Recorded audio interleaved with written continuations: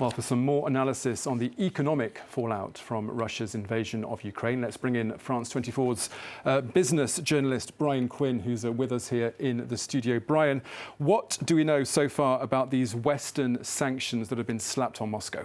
Well, Thomas, the past 24 hours, of course, bringing announcements from the UK, the US, the EU of major new sanctions on the Western economy. President Joe Biden last night unveiled the latest US measures to hit the Russian economy, aiming at the core infrastructure of the Russian financial system, including 80% of all its banking assets. Now, the main targets are Russia's two biggest banks, Sberbank and VTB. They're now cut off from processing payments through the U.S. financial system. The U.S. Treasury Department says that Sberbank and VTB together process some $46 billion in foreign exchange operations daily, 80% of which are in U.S. dollars. Now, of the two, VTB is the harder hit. The U.S. says it will be freezing any of the bank's assets in the U.S. financial system. Several other major Russian financial institutions also targeted by the new sanctions. America is cutting the Russian government off from raising money on U.S. bond markets, as well as sanctioning elite Russian individuals and families close to the Putin government.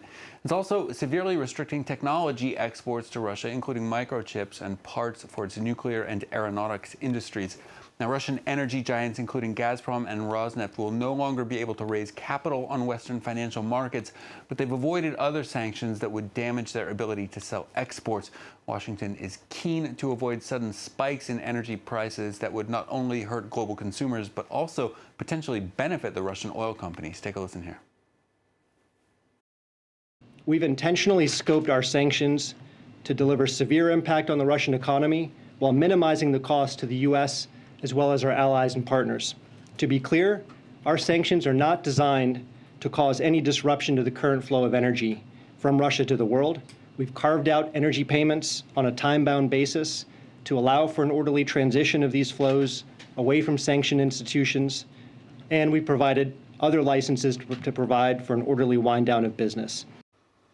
Now, another measure that has yet to be implemented is kicking Russia out of the SWIFT network. That's a potential move that's been described as the nuclear option of sanctions. SWIFT stands for the Society for Worldwide Interbank Financial Telecommunications. It's a secure messaging platform based in Belgium. It's known as the central nervous system of global banking.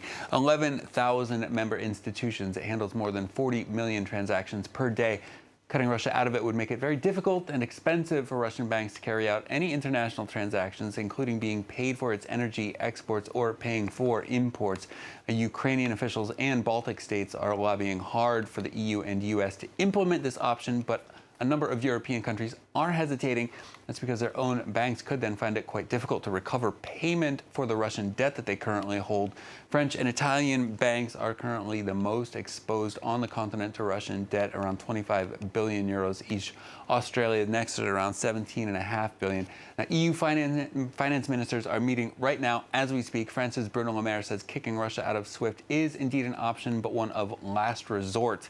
Russia and China have each developed their own versions of SWIFT, both of which are considerably smaller. Analysts say another concern for the EU is that kicking Russia out could encourage the growth of these other systems.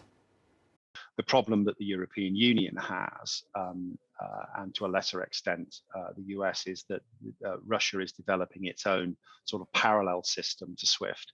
And of course, if you take Russia out of the SWIFT system, it will simply seek to develop its own system along with China and become a competitor to SWIFT.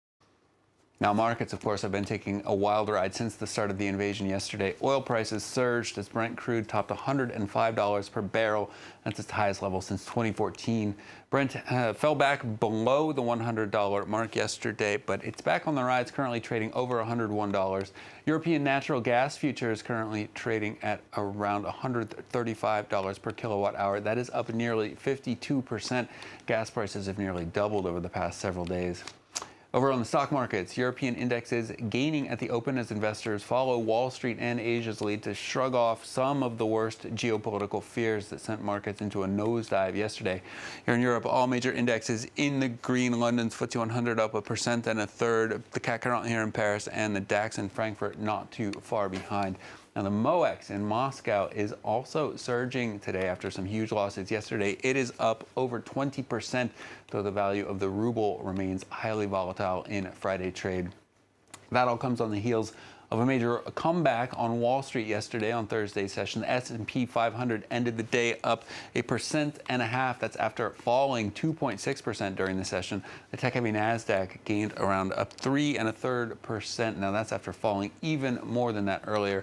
Thomas, volatility is expected to continue across the markets as the situation in Ukraine continues to develop. Okay, Brian Quinn, thank you very much.